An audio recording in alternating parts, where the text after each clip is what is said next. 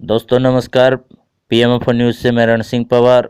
आज जो किसान नेता गुरनाम सिंह चड्ढुनी आज रामायण टोल पे पहुंचे और उन्होंने क्या कहा, आज पूरे अपने अभिभाषण में किसानों को संबोधित किया, वो आज आप उनके मुखारबिंद से सुनिए। इस धरने की अगुवाई कर रहे सभी माननीय साथीगण, एक एक का नाम लूंगा तो मैं भूल जाऊंगा, सभी के नाम नहीं जानता। कई लोग तो मेरे साथ यहाँ से जेल में भी रहे हैं। महेंद्र पूनिया जैसे जो बिल्कुल एकदम से समर्पित लोग, आंखों से भी कम दिखता है फिर भी हर जगह पे उपलब्ध रहते हैं। कई लोग यहाँ पे हैं जो हमारे साथ में रहे हैं, जोगिंदर भाई जैसे।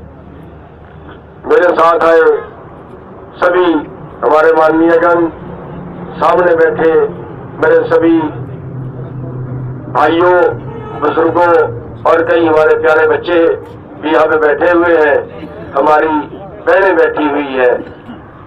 साथियों, मैं तो केवल आपके दर्शन करने आया था, इसलिए आया था कि जो लोग इस धर्म युद्ध में अपनी आहुति डाल रहे हैं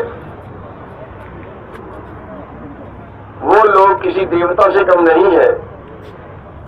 धर्म युद्ध में इसको इसलिए बोल रहा हूं कि जिस तरफ सरकार जा रही है, जो सरकार कानून बना रही है, हमारे करोड़ों साथी भूखमरी का शिकार होंगे और भूख से ही परमात्मा के पास जाएंगे। आज देश की हालत, हमारे 45% बच्चे कुपोषण का शिकार हैं। जिन बच्चों को हम पूरी खुराक नहीं दे पाए, 45% बच्चे। आज हमारा देश भूखमरी में 107 देशों में भी 94वें स्थान पे पहुंच गया है। सोने की चिड़िया बोलते हैं हम इस देश को। आज वो सोने की चिड़िया की हालत देखिए। कितने लोग ऐसे हैं जिनका केवल पेट नहीं चलता है, केवल पेट, और तरस आता है उन्हें अगली पीढ़ी पे। अभी हरियाणा तो समृद्ध स्टेटों में शामिल है ना। हरियाणा की अगर हम बात कर ले, मैं एक दिन एक कपड़े के शोरूम में चला गया। मैंने वहां दो लड़कों से पूछा कितने पे काम कर रहे हैं। एक 6,000 पे, एक 7,000 पे, एक 6800 पे। 11 घंटे ड्यूटी है, खड़ी ड्यूटी है, कोई स्कूल नहीं है। हमारी जो अगली पीढ़ी यहाँ बैठी हुई है, जो शहरों में जाके काम करते हैं, 5,000, 6,000, 8,000, बस ये सीमा है। क्या परिवार चल जाएगा इतनी कम तनख्वाह में? ये बात नहीं है कि हमारे देश के पास पैसा है नहीं। अगर ना हो तो कोई बात नहीं, भूखे भी टाइम काटेंगे। लेकिन दुख इस बात का है कि एक परिवार की आमदन 90 करोड़ एक घंटे की, 90 करोड़ केवल एक घंटे की, और दूसरे नागरिक की इसी देश में केवल 9 रुपए एक घंटे की नहीं है। क्या ये अन्याय हमें बर्दाश्त करना चाहिए? पिछले 20 साल में 3.5 लाख किसान, इससे भी ज्यादा, ये तो रिकॉर्ड भी गिनती है, कर्जे में लग के 2 लाख के कर्जे में, 3 लाख के कर्जे में आत्महत्या करके। क्या इस देश में कोई 50,000 करोड़ के कर्जे में एक भी पूंजीपति मरा है क्या? नहीं। ये दो कानून कैसे हैं, हम क्यों बर्दाश्त करें? जितना देश के टोटल किसानों पे कर्जा है ना, जिसमें 3.5 लाख बता रहा हूं मर के, 15-20 हजार हर साल मर जाते हैं, उतनी तो अंबानी की 1 साल की आमदन है। 1 साल की, केवल 1 साल की आमदन। कहां खड़े हैं हम? लॉकडाउन में पूरे देश की आमदन घटी, अंबानी की आमदन 73% बढ़ी। 90 करोड़ प्रति घंटा की उस दिन से जितने तो लॉकडाउन शुरू हुआ है। क्या गुणवत्ता है? चोर और सिपाही दोनों मिल गए, सरकार और पूंजीपति दोनों मिल गए। पैसे से सत्ता, सत्ता से पैसा, फिर पैसे से सत्ता और फिर सत्ता से पैसा। बस यही खेल चल रहा है, उसमें निचोड़ दिया गया है। अभी जो 3 काले कानून बनाए हैं, इनसे क्या होगा? बाकी देश का कारोबार तो पहले लेगी कंपनियां, इनसे पूरा एग्रो बिजनेस, पूरा खेती का बिजनेस कंपनियों को जा रहा है। यानी कम से कम भाव पे खरीदेंगे, पैदा करने वाले को कम से कम भाव मिलेगा और खाने वाले को ज्यादा से ज्यादा भाव पे बेचेंगे। जैसे दाल में हुआ था, जैसे प्याज में हुआ है, जैसे आलू में हुआ है, इसकी छूट उनको मिल जाएगी। तो इतने गरीब देश के लोग आखिर जिंदा बचेंगे तो कैसे? अब तो उनको कानूनी लाइसेंस दे दिया गया है, पहले तो वो 2 नंबर में करते हैं। साथियों, लड़ाई केवल किसान की नहीं है, किसान ने तो शुरू की है। हम इसको धर्म युद्ध कहते हैं। ये धर्म युद्ध है। अगर आपके आंदोलन से, अगर आपके 10 दिन कहीं बैठने से, अगर आपके 10 रुपए खर्च करने से, अगर आपके किसी और तरह के योगदान से, अगर उन करोड़ों लोगों की जान बचती है जो भुखमरी के आगोश में जाएंगे, इससे बड़ा धर्म का काम और क्या हो सकता है? इसलिए हम इसको धर्म युद्ध बोल रहे हैं। और जो इस धर्म युद्ध में सहयोग कर रहे हैं वो किसी देवता से कम नहीं होते। अपने लिए तो सब लड़ते हैं, जो दूसरों के लिए लड़ने के लिए आ जाए, जो दूसरों के दुख के लिए आ जाए, भी हमारे बहुत से साथी घर बैठे होंगे, उनकी लड़ाई भी आप लोग लड़ रहे हैं। बहुत से साथी हमारे अनजान होंगे, बेचारे सारे तो लड़ने का बल होते भी नहीं, सारे सोचने का बल होते भी नहीं, कईयों की घर की मजबूरियां होती है, निकलने का बल होते भी नहीं, उनकी लड़ाई भी आप लड़ रहे हैं। इसलिए आपके दर्शन करने आया था और आपके बीच में खड़ा होकर आज फख्र महसूस कर रहा हूं, क्योंकि आपका बहादुर क्षेत्र है। आपने बहुत से आंदोलन लड़े हैं, बहुत सी लड़ाइयां लड़ी हैं, लेकिन एक आपके साथ के साथ साथ प्रार्थना भी करना चाहूंगा, क्योंकि बहुत ज्यादा टाइम नहीं लगाऊंगा, क्योंकि आपके से मिलने की ही इच्छा थी। आगे जाना है, बहुत लेट हो गया हूँ, आप यहाँ भी बहुत लेट पहुंच पाया, उसके लिए माफी चाहेंगे। देखिए, हमने तोड़ फोड़ से बचना है, हमने आगजनी से बचना है, हमने जनता के साथ झगड़े से बचना है, उनसे हमारी कोई दुश्मनी नहीं। अगर किसी ने ऐसा किया और आंदोलन खराब हुआ तो वो पाप का भागीदार भी होगा।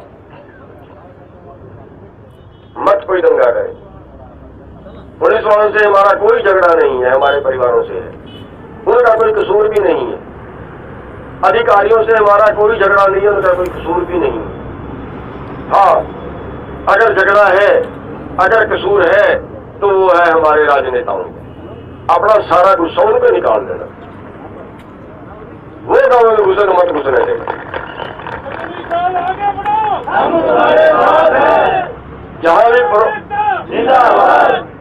जहां भी प्रोग्राम करे मत करने देना, लेकिन दंगा नहीं। हमने उन पे हाथ नहीं उठाना, इस बात का ध्यान रखना। हमने उन पे हाथ नहीं उठाना। विरोध करते पुरुषों में लाठियां मारे सो मारे। आंदोलन क्या होता है? आंदोलन होता है अपने आप को इतनी तकलीफ में डाल देना कि दूसरे की आत्मा जाग जाए, और वही हमने करना है। हमने लठ खाने हैं, लठ मारने नहीं। देखिए, पीपली में हमने रैली करनी चाहिए, उन्होंने बैरिकेड लगाए, हमने तोड़ के गए, खूब लाठियां लगी, खूब सिर फटे, खूब हड्डियां टूटी, लेकिन लोगों ने विरोध तो जता दिया ना, पूरा वो बात फैली और लोग सरकार के विरुद्ध हुए। अम्बाड़ा से लेके दिल्ली तक के बैरियर तोड़े गए, खूब लाठियां लगी, पानी के फुहारे लगे, आंसू गैस के गोले छोटे गए, मुकदमे दर्ज हुए, 30-35 अब तक दर्ज हो चुके हैं। लेकिन सरकार के खिलाफ गया, हमारे खिलाफ तो नहीं गया ना। बस आपने एक ही चीज रखनी है कि सरकार हमारे पे जो मर्जी अत्याचार करे, हम कोई किसी तरह का अत्याचार ये नहीं करेंगे, किसी की पिटाई नहीं करेंगे, किसी पे हाथ नहीं उठाएंगे, कोई गाड़ी नहीं तोड़ेंगे।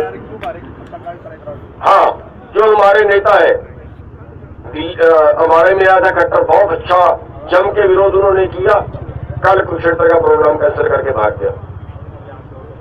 यही दुष्यंत के साथ हुआ, यही कई एमएलए के साथ हुआ, कई मंत्रियों के साथ हुआ। मत, जो हमारा नहीं हम उसके नहीं, जो हमें दिल्ली में नहीं घुसने देता हम उसको गाँव में क्यों घुसने देंगे?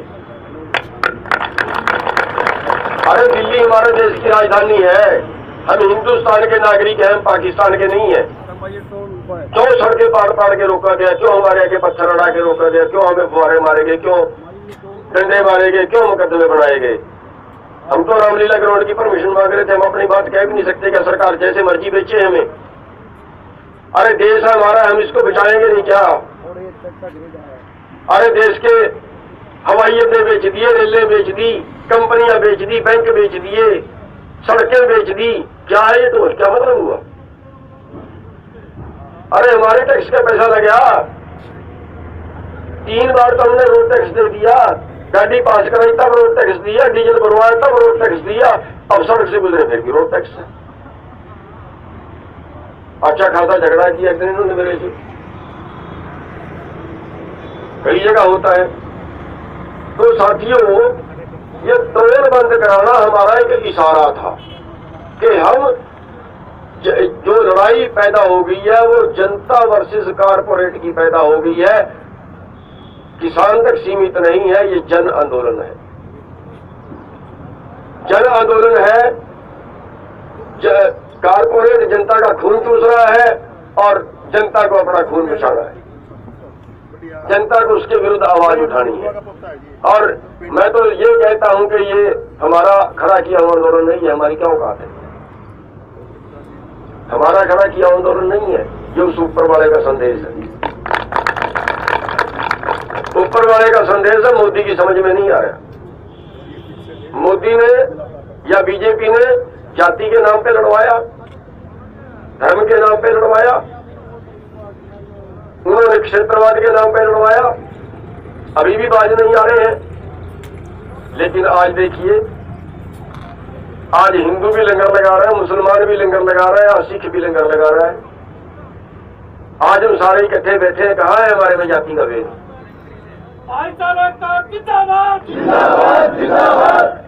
ये प्रकृति का संदेश है। उन्होंने तो हमें पाड़ना चाहा, हम फिर इकट्ठे हो गए। हमारे में कहाँ है प्रदेशों के झगड़े? ये प्रकृति का संदेश है। आज हम रास्ते से आए, कहीं कोई चाय का लंगर लगा रखा, कहीं किसी ने रोटी का लंगर लगा रखा, कहीं किसी ने किसी तरह का लंगर लगा रखा। वहां दिल्ली में जाके हम देखें, कोई कपड़े बांट रहा है, कोई कंबल बांट रहा है, कोई टूथपेस्ट बांट रहा है, कोई साबुन बांट रहा है, कोई लंगर पता नहीं कितना सामान जाके घेर दिया, अंबार लगा दिए सामान के। प्रकृति का संदेश है। और जो जन भावना को भी ना समझे, फिर वो राजा नहीं है, वो दलाल है कारपोरेट का, वो चौकीदार है कारपोरेट का, अंबानी अडानी का। हमारा चौकीदार नहीं, हमारा तो बॉस बढ़ के खड़ा हो गया। तो साथियों, आपका जो विरोध है वो शांतिपूर्वक होना चाहिए और इसके साथ साथ जो प्रोडक्ट है, जो उत्पाद है अंबानी के, अडानी के, एक विरोध है कि जो जनता वर्सेस कारपोरेट की लड़ाई होगी है अंबानी के और अडानी के, वो नहीं खरीदने हैं। जबरन बंद नहीं करवाना, डंडे से बंद नहीं करवाने कि हम रिलायंस के पेट्रोल पंप पे बैठ जाए और जो है उसको डंडा मारे ना। हम तेल उससे ना डलवाए, दूसरे से डलवाने, बस इतना तो है, इतना तो कर सकते हो। दूसरा, पिछले टोल पे एक बात आई थी कि इस बाबा रामदेव भी बंद करा दो, ठीक रहेगा? क्योंकि बाबा रामदेव इन से ऊपर टप गया। पिछले साल अंबानी की आमदन बढ़ी 67%, अडानी की बढ़ी 62% और बाबा रामदेव की 100% से भी ज्यादा बढ़ी। पिछले 2 साल में 45वें नंबर से 5वें नंबर पे आ गया। हिंदुस्तान के 5वें नंबर का अमीर है बाबा रामदेव। कौन से खेत बीजे दूसरे भाई? और 10 साल पहले क्या था बाबा रामदेव के पास? कोई था क्या? क्या हुआ? आपका जो पैसा था वो जो टैक्स देने थे वो सारे छोड़ दिए। अरे जितना आप सबके कर्जा है ना सारे देश के किसानों का, इससे ज्यादा तो एक साल में टैक्स छोड़ते हैं लोगों को, ऐसे नहीं अमीर बन गई है। तो अंबानी का, अडानी का और बाबा रामदेव का, इनके प्रोडक्ट मत खरीदिए, बाकी बाजार से जो मर्जी खरीदो, किसी दूसरे से खरीदो। बीजेपी सरकार मुर्दाबाद, मुर्दाबाद, मुर्दाबाद, और सरकार मुर्दाबाद, मुर्दाबाद, मुर्दाबाद, मोदी दिल्ली कमर खुदेगी, और एक पिछले टोल पे जब हम थे, वहां से एक सुझाव और आया। उन्होंने कहा को इन टोलों को परमानेंटली बंद करा दो ना, ठीक हो, ठीक रहेगा। लेकिन इसकी हम आज घोषणा नहीं कर रहे, हम सबसे विचार, हमने पोस्ट डाल दी है, उससे विचार ले रहे हैं, इसकी घोषणा कल करेंगे परमानेंट, इसकी घोषणा कल करेंगे।